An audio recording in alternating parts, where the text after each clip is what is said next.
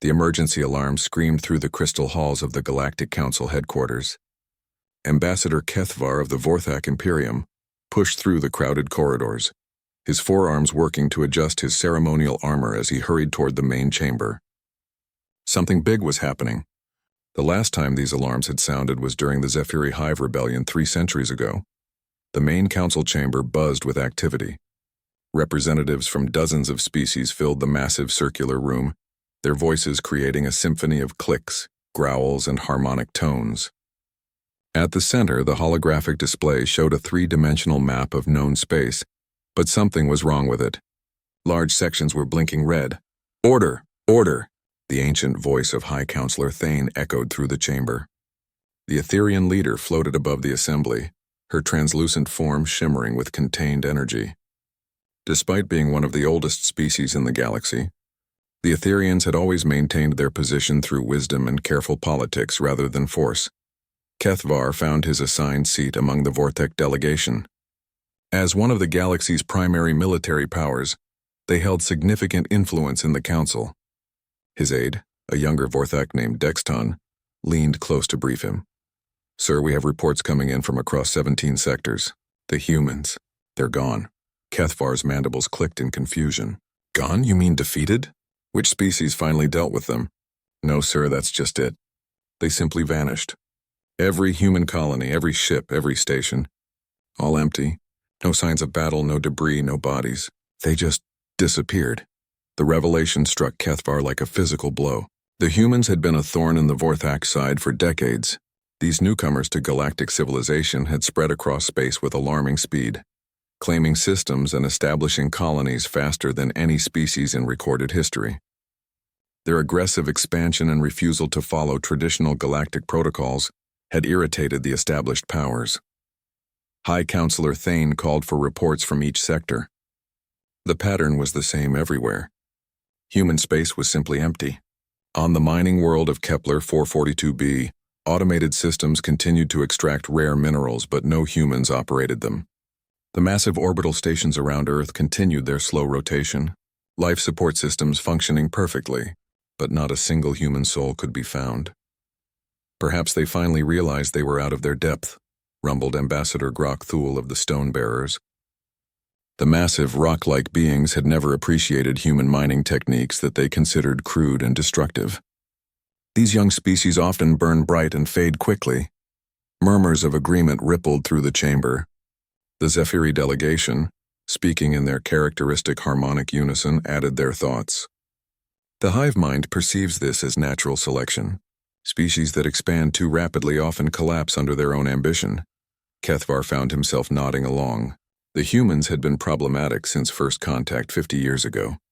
Unlike other species that had joined galactic civilization gradually, learning protocols and showing proper respect to elder races, humans had burst onto the scene with typical arrogance.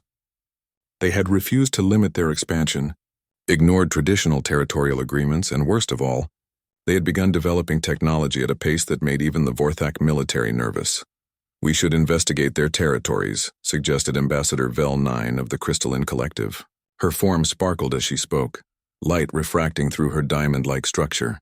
"If they have truly abandoned their holdings, these resources should be redistributed according to galactic law." "Agreed," Thane replied, her voice carrying the weight of millennia. "We will dispatch investigation teams to assess the situation. However, we must proceed carefully. We do not yet understand what caused this disappearance." Over the following days, the reports continued to pour in. Every human world, from the bustling core systems around Earth to the frontier colonies on the galactic rim, stood empty. The investigators found meals half-eaten, clothes laid out for the next day, personal effects untouched. It was as if every human in existence had simply vanished mid-action. The mystery deepened when the teams tried to access human computer systems. Everything was locked down with encryption so advanced that even the Crystalline Collective's best code breakers couldn't penetrate it. Automated messages played on repeat in multiple languages. "Temporary absence. Normal operations will resume shortly. Do not attempt unauthorized access."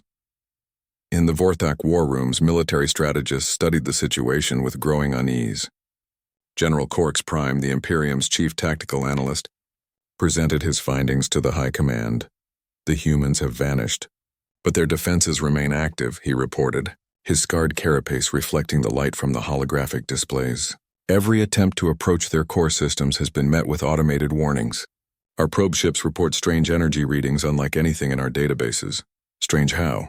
Demanded Fleet Commander Yethkor. The energy signatures don't match any known technology. They appear to be multidimensional. Our sensors detect the energy sources but cannot pinpoint their exact location in normal space. Similar reports came from other species. The Etherians, with their advanced understanding of energy manipulation, were particularly disturbed. Their investigation teams reported that human space seemed to exist in a state of quantum flux, as if reality itself was unstable in those regions. This is beyond our experience, admitted Etherian Science Minister Luxaura during a private council session. The humans appear to have developed technology that operates on principles we do not understand. The Zephyri hive mind, with its billions of interconnected individuals, attempted to process the vast amount of data collected from human territories. Their conclusion was unsettling.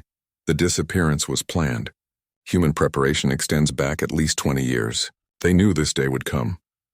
As weeks passed without any sign of human return, the galactic powers began to relax. The aggressive expansion that had worried so many species had suddenly stopped. Trade routes that humans had monopolized were now available to others. Systems rich in rare resources sat waiting for new occupants. Perhaps this is for the best, mused Counselor Thane, during a closed session with senior ambassadors. The humans were developing too quickly, challenging too many established norms. Their absence may restore balance to galactic civilization. Kethvar found himself agreeing, though something nagged at his military mind. The humans had never struck him as a species that would simply give up and leave. They were fighters, sometimes maddeningly so. For them to vanish so completely, so quietly, suggested planning and purpose rather than defeat or abandonment. But as time passed and no humans reappeared, the galactic community began to adapt to their absence. Economic markets adjusted to fill the gaps left by human trade. Military strategists updated their assessments of galactic power balance. The rapid expansion that had characterized human space exploration slowed to the traditional, measured pace preferred by elder species. In the deepest chambers of the Vorthak intelligence services, analysts continued to study the mystery. They found evidence of massive resource movements in the months before the disappearance. Humans had been stockpiling exotic materials, many of which had no known practical application. Strange construction projects had been detected on the edges of human space, using techniques that defied conventional understanding of physics. They were preparing for something, concluded Intelligence Director Jex Cole. The question is, preparing for what? The answer to that question remained elusive. Human space continued to exist in its strange state of quantum uncertainty, defended by automated systems that politely but firmly turned away all visitors. The galaxy moved on, adapting to a new reality without its most recent and troublesome members. But deep in the monitoring stations that watched human territory, sensitive instruments occasionally detected something else, brief flashes of energy that registered for microseconds before vanishing, readings that suggested massive conflicts taking place somewhere just beyond the edge of detectable space. Something was happening in the emptiness where humans used to be. Something vast and violent and utterly beyond the understanding of those who remained behind. 3 months after the human disappearance, the territorial redistribution began in earnest. The Galactic Council had declared human space officially abandoned, opening it for colonization by other species according to established protocols. What they found defied every expectation. Fleet Commander Yethkor led the first major expedition into the Sol system, humanity's birthplace and former capital. His battle group consisted of 12 heavy cruisers and 40 support vessels, enough firepower to conquer most civilized worlds. The Vorthak had always coveted Earth's position at the intersection of several major hyperspace routes. Approaching the heliopause now, "Commander," reported Navigation Officer Dexlun from his station aboard the flagship Conquest of Stars. All systems showing normal readings. No human vessels detected. Yethkor studied the tactical display with satisfaction. Earth hung in the distance like a blue jewel, undefended and ripe for claiming. The human's absence had solved so many problems. No more aggressive expansion, No more violations of established territorial agreements. No more upstart species challenging the natural order. Begin approach to Earth orbit, he commanded. Prepare landing teams for surface deployment. The fleet moved forward at standard velocity, confident in their overwhelming force. They had encountered no resistance at the system's edge, no challenges from human patrol ships. Everything appeared exactly as the advanced scouts had reported, empty, abandoned, ready for new owners. Then, without warning, they stopped. Not a violent halt, not a collision with some invisible barrier, simply a complete cessation of forward motion. The engines continued to fire at full power, thruster flames visible in the darkness, but the ships remained motionless in space, as if caught in cosmic amber. Engineering report. Kethkor barked, his forearms gripping the command chair's armrest. All systems functioning normally, sir, came the confused reply from Chief Engineer Kolvex. Engines at maximum output, no mechanical failures detected. We should be accelerating, but we're not moving. Attempts to reverse course proved equally futile. The Vorthak fleet hung in space like insects trapped in crystal, their crews unharmed but utterly helpless. Sensor readings showed no external forces acting upon them. No energy fields or gravitational anomalies that might explain their predicament. Then the message began playing. It appeared on every screen, in every ship, transmitted on frequencies that shouldn't have been able to penetrate Vorthak military encryption. The voice was unmistakably human, calm and polite despite the circumstances. Greetings to our galactic neighbors.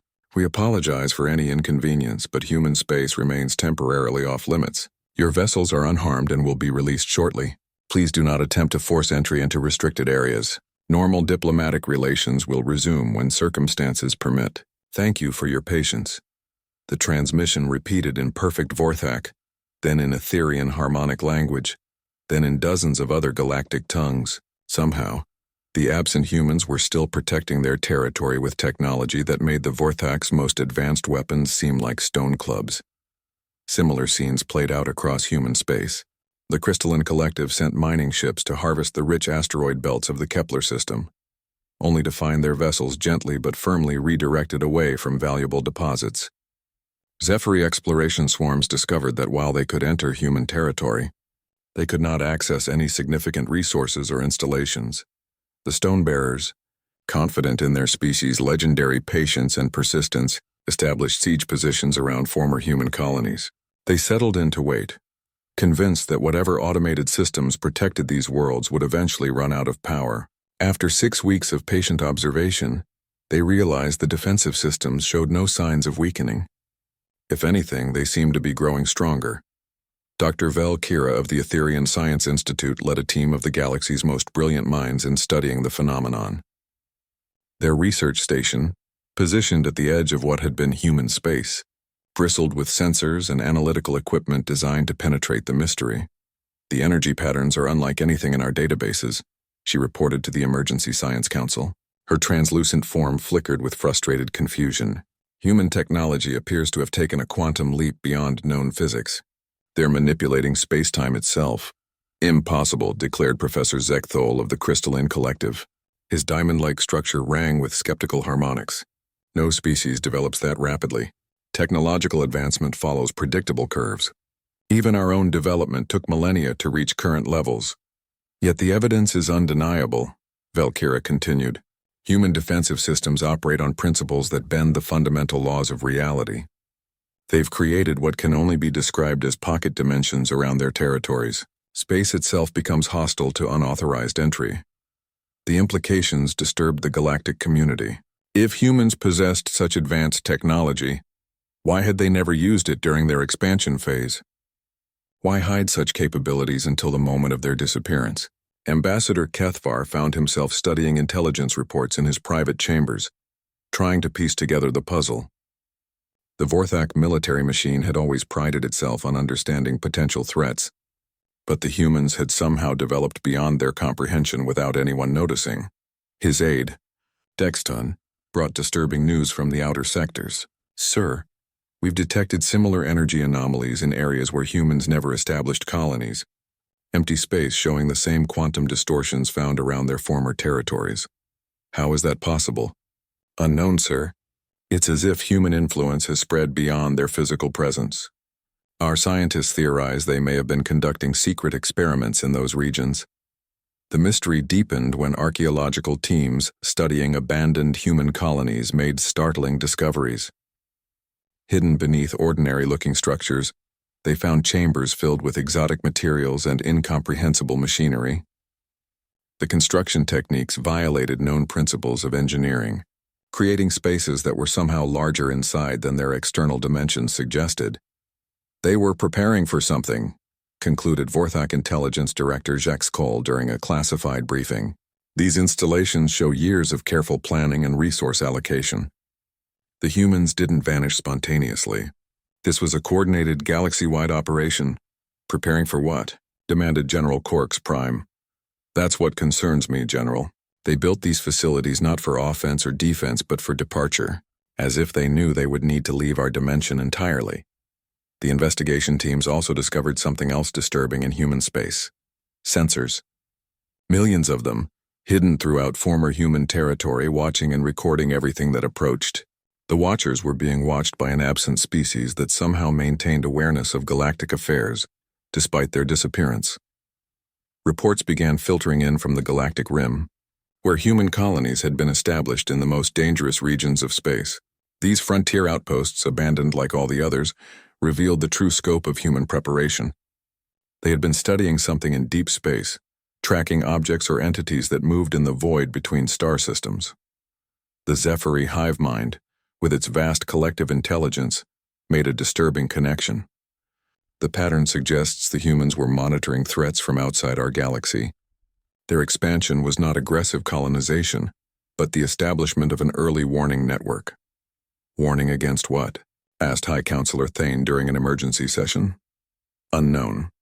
But analysis of their tracking data suggests they detected something approaching from intergalactic space, something that alarmed them enough to abandon physical existence rather than face it in conventional reality. The revelation sent chills through the galactic community. If the humans, with their seemingly unlimited capacity for violence and conquest, had chosen to flee rather than fight, what could possibly be coming?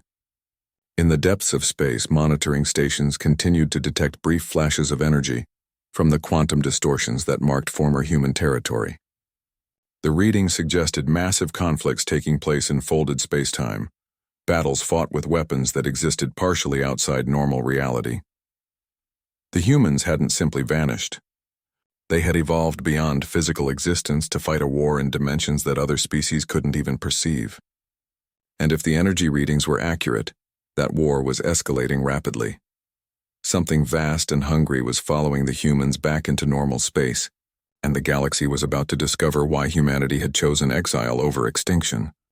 Dr. Velkira's research station trembled as another massive energy surge rippled through the quantum distortions surrounding former human space.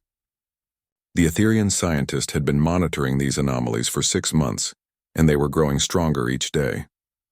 What had started as brief flashes of exotic energy had become sustained bursts that threatened to tear holes in reality itself.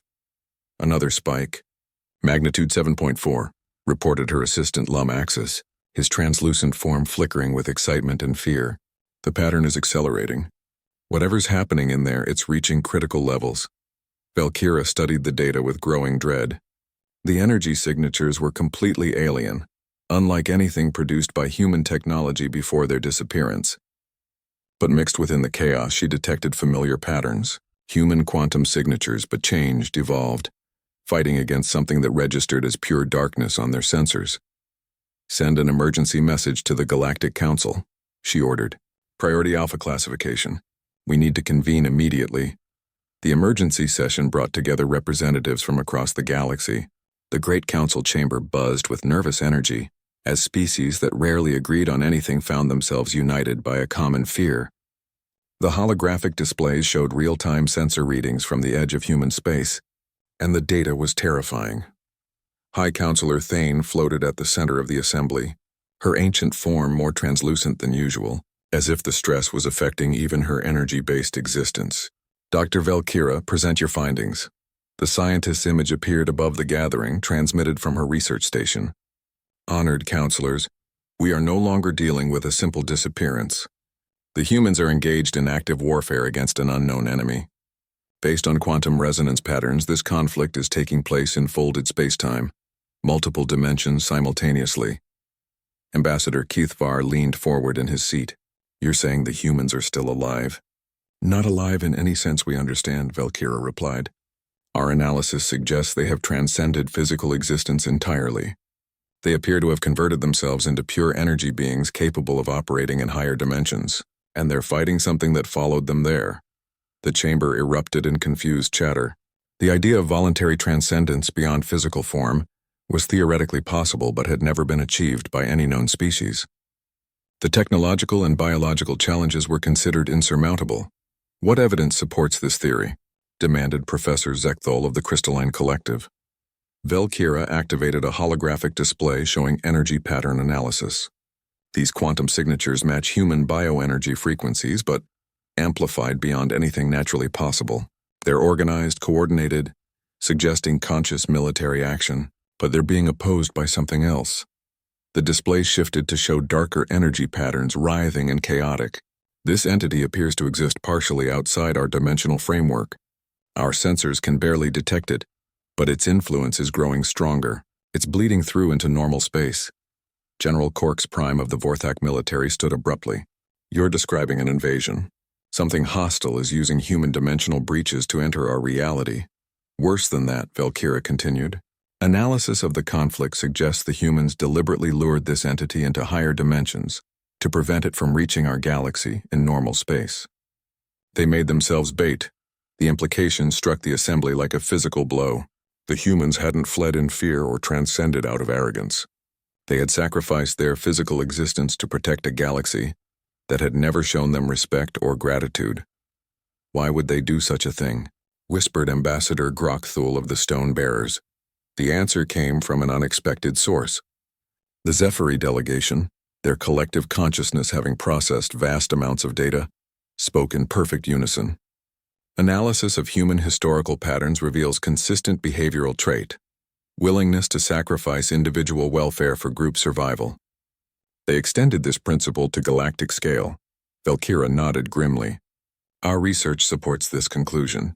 The humans detected this threat decades ago, possibly through their deep space monitoring networks. They spent 20 years preparing for voluntary transcendence, developing technology to fight in dimensions we can't even perceive. And now? Asked Counselor Thane. Now the war is escalating. The entity is adapting to human tactics, growing stronger, and it's beginning to manifest in normal space. As if summoned by her words, alarms began screaming throughout the council chamber. Emergency messages flooded in from monitoring stations across the galaxy. Something was wrong in the Rigel sector, 30 light-years from the nearest human territory. The holographic display shifted to show real-time feeds from the sector. What they saw defied comprehension. Space itself seemed to be dissolving, replaced by a writhing darkness that consumed light and matter with equal hunger. 3 crystalline collective mining ships had simply vanished, leaving no debris or energy signatures. It's spreading, Valkyra reported, her voice tight with controlled panic. The entity is using quantum tunnels to manifest across multiple locations simultaneously. The human's dimensional warfare has opened pathways it can exploit. More reports arrived in rapid succession.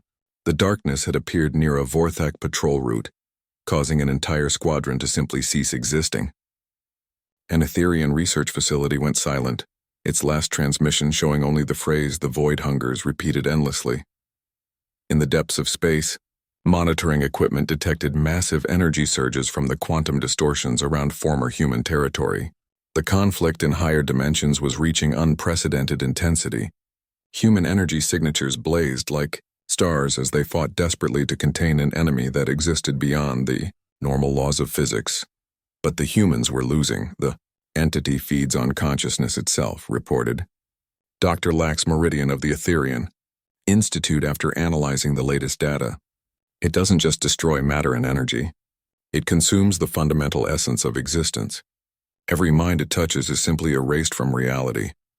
The revelation sent waves of terror through the galactic community. This wasn't just another predator species or natural disaster. This was something that threatened the very concept of existence itself. General Corks Prime attempted to coordinate a military response, but quickly discovered the futility of conventional warfare against an enemy that existed partially outside reality. Vorthak battle fleets fired their most powerful weapons at the manifestations, only to watch their energy beams pass harmlessly through the darkness. "Our weapons are useless," he reported to the emergency council session. "How do you fight something that doesn't fully exist in our dimension?" The answer came from the humans themselves. For the first time in months, a clear transmission emerged from the quantum distortions of human space. The voice was recognizably human but changed, echoing with harmonics that suggested vast power barely contained. "To our galactic neighbors, we apologize for the current situation.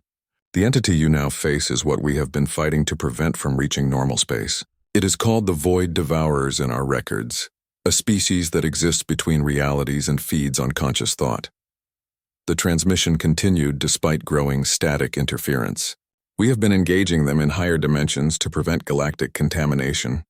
However, our containment is failing. The enemy adapts faster than we can evolve new tactics. Evacuation is recommended for all sentient species. Move away from dimensional breach points. Do not attempt to fight the manifestations with conventional weapons. They exist partially outside your reality and cannot be harmed by normal matter or energy." The signal began to fade as massive energy surges overwhelmed the transmission systems. But the final words came through clearly. "We will continue to fight as long as we exist. Humanity will not abandon the galaxy, even if the galaxy abandoned us." The transmission ended, leaving the council chamber in stunned silence. The species that had once dismissed humans as insignificant newcomers now faced the reality that these same humans were the only thing standing between them and complete annihilation. But the human defense was crumbling. Energy readings showed their forces being systematically overwhelmed by an enemy that grew stronger with every mind it consumed. The war in higher dimensions was becoming a slaughter, and when the humans finally fell, nothing would stop the Void Devourers from consuming every conscious being in the galaxy. The Arcturus system died in silence. Fleet Admiral Yethkor watched from the bridge of his flagship as the darkness consumed the third planet. One moment, Arcturus III hosted a thriving colony of 2 billion crystalline collective citizens. The next there was nothing. Not ruins, not debris, not even the basic quantum signatures that marked where matter had once existed. Just empty space where a world had been. "Sir, we're detecting the same void manifestations in 17 different sectors," reported his tactical officer, voice trembling despite Vorthak military discipline. "The pattern is accelerating. Entire systems are just gone." Yethkor's forearms gripped the command rail until his exoskeleton creaked. 3 months had passed since the humans' warning transmission, and the galaxy was dying piece by piece. The Void Devourers no longer limited themselves to brief manifestations. They were establishing permanent footholds in normal space, expanding their influence with terrifying speed. "Any word from the human territories?" he asked, though he already knew the answer. "Negative, sir. The quantum distortions have stabilized, but we're detecting massive energy expenditure. The humans are still fighting, but their signals are getting weaker." The Galactic Council had relocated 3 times as the darkness spread across known space. What had once been the greatest civilization in galactic history was now a refugee fleet, jumping from system to system ahead of an enemy they couldn't fight or understand. In the makeshift council chambers aboard the Etherean world ship Luminous Harmony, the surviving leaders of galactic civilization struggled to comprehend their situation. The great powers that had once squabbled over territory and trade routes now huddled together like frightened children. High Counselor Thane's form flickered weakly as she addressed the emergency assembly. The ancient Etherean had not regenerated properly since the crisis began, the stress wearing down even her energy-based existence. "The latest reports confirm our worst fears," she announced to the gathered representatives. "The Zephyri homeworld has fallen. 47 billion minds simply ceased to exist. The hive consciousness that had persisted for thousands of years was extinguished in seconds." Ambassador Kethvar felt his blood chill. The Zephyri had been one of the galaxy's most resilient species, their distributed consciousness making them nearly impossible to completely eliminate. If the Void Devourers could erase their entire civilization so easily, no species was safe. "What about our military response?" demanded General Corks Prime, though his usual bluster had faded to desperate hope. Useless, replied Dr. Valkyra from her mobile research station.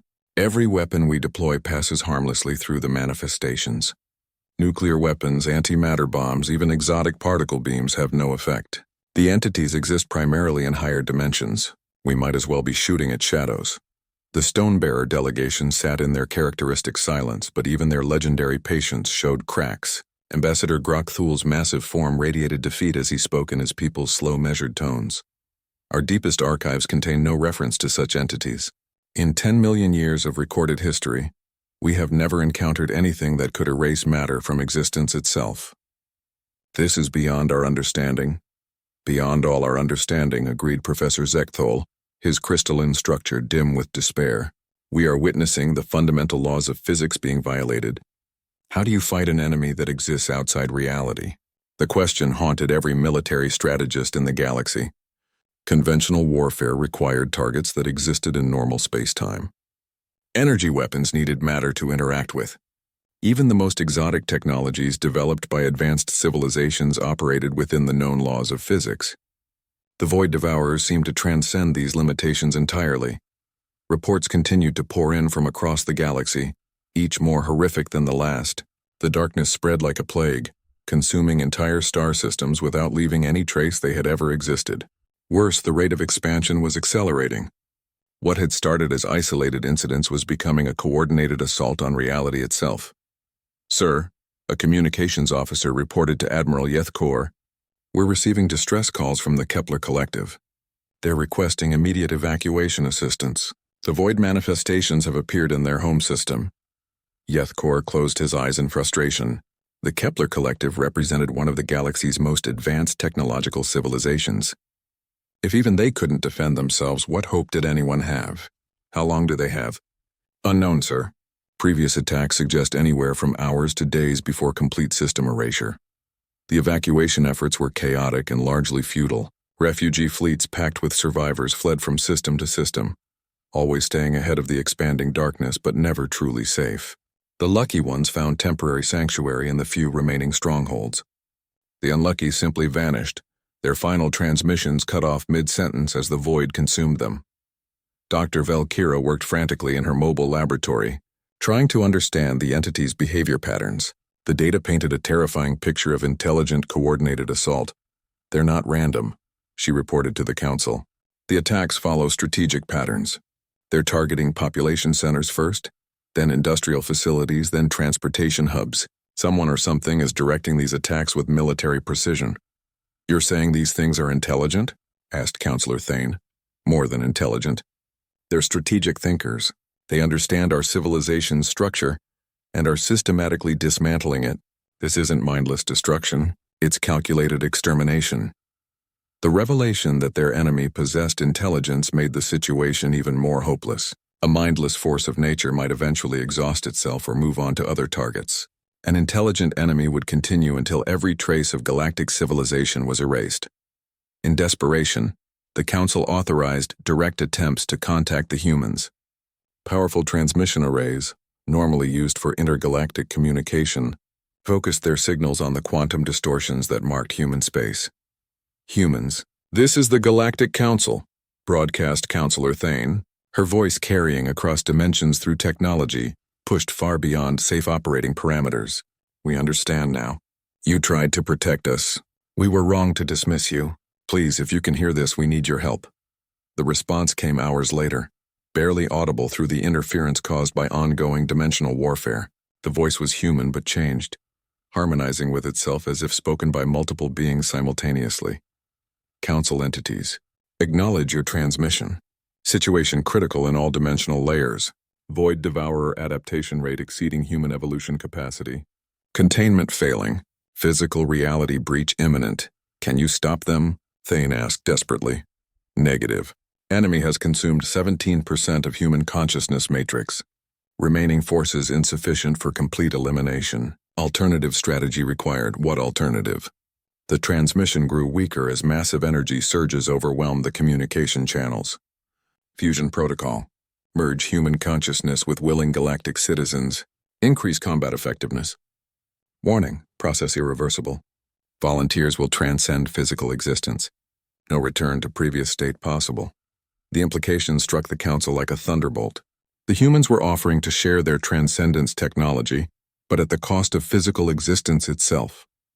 Anyone who accepted would become like them, pure consciousness existing in higher dimensions, fighting a war against entities that existed beyond normal reality. How many volunteers would you need? Asked General Corks Prime. Unknown. Enemy adapts to numerical superiority. Quality more important than quantity. Recommend military leaders, scientists, individuals with strong survival instincts. Warning. Fusion process has 47% survival rate. Many will not successfully transcend. Admiral Yethkor stood up slowly, understanding what he had to do. Around the chamber, other military leaders rose as well. Scientists, strategists, and politicians joined them.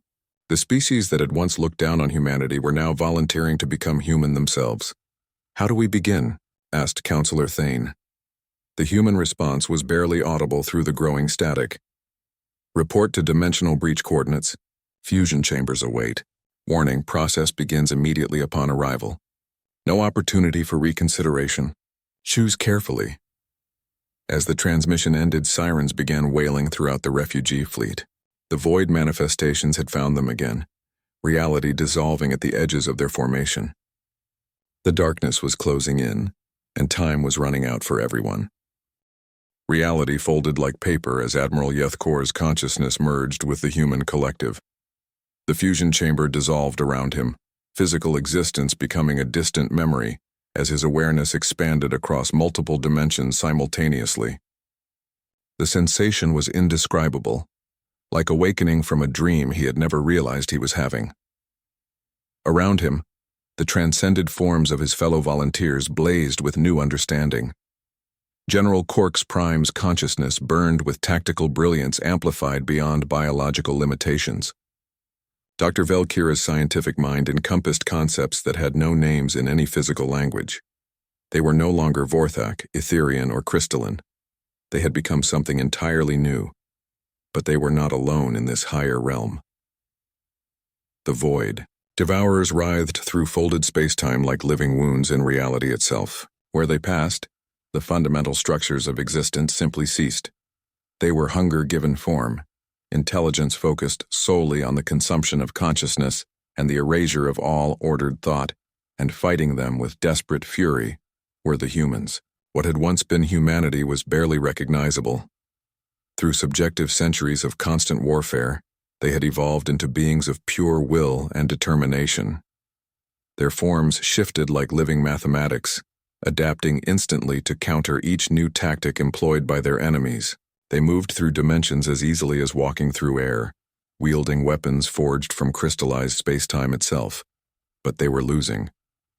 Newborn allies came a communication that bypassed all conventional senses, speaking directly to consciousness itself. Welcome to the Long War. Prepare for immediate combat integration. Yethkor found himself suddenly understanding the scope of the conflict. The humans had been fighting this battle for subjective millennia, while only months had passed in normal space.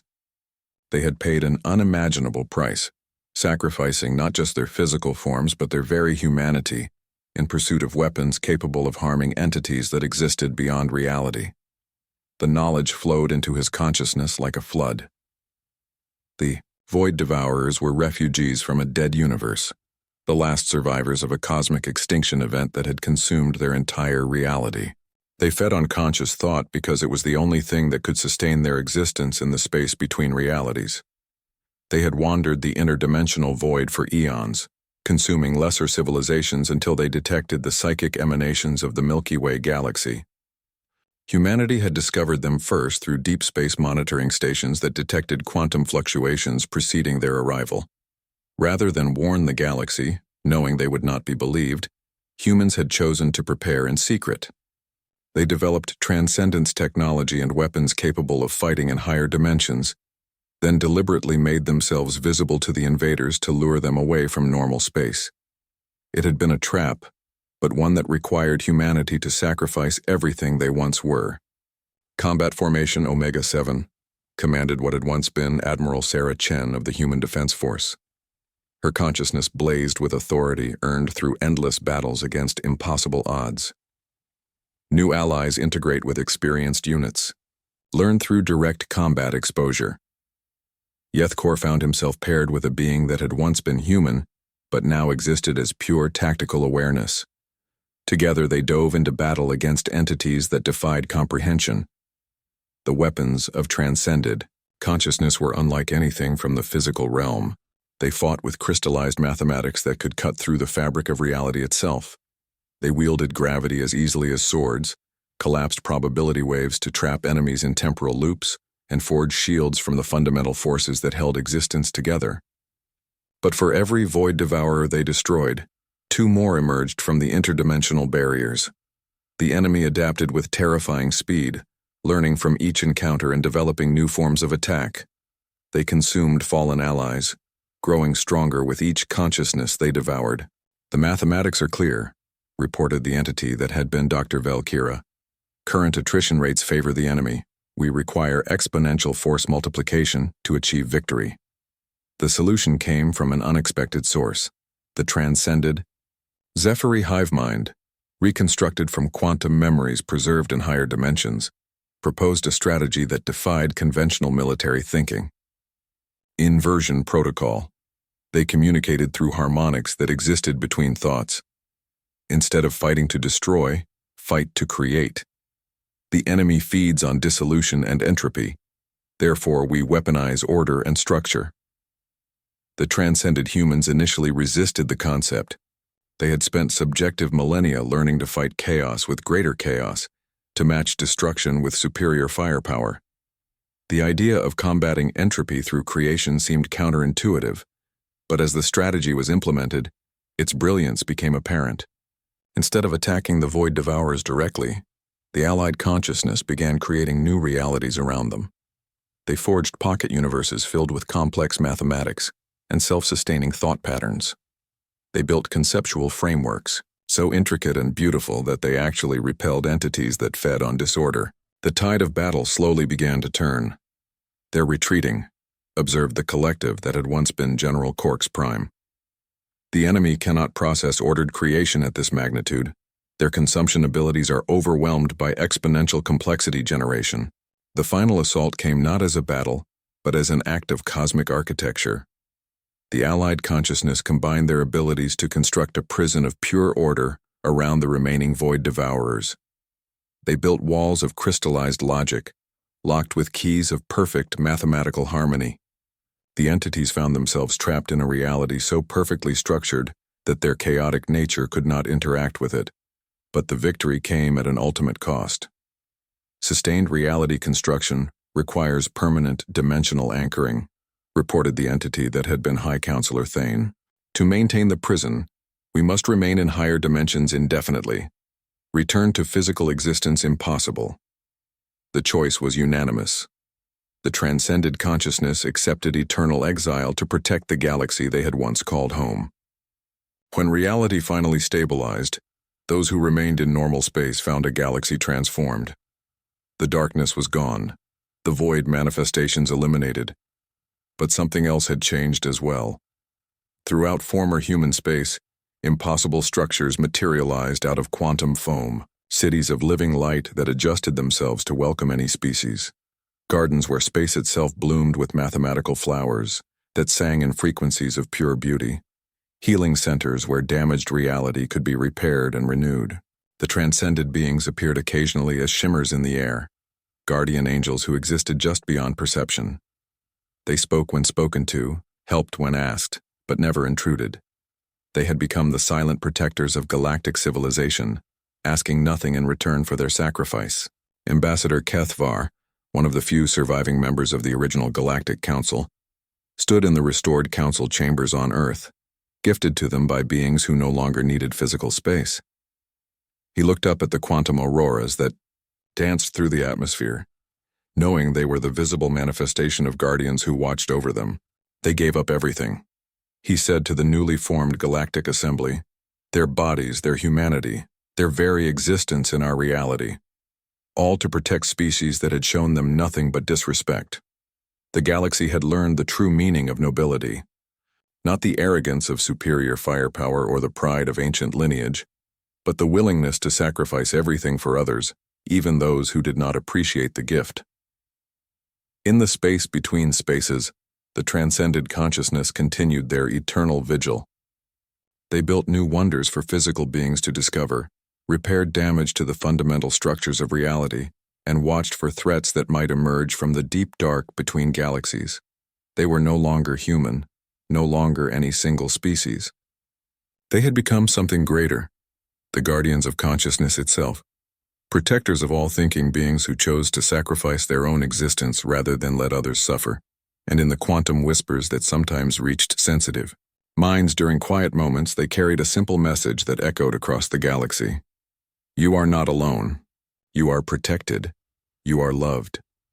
The humans had returned, but not as conquerors or rulers.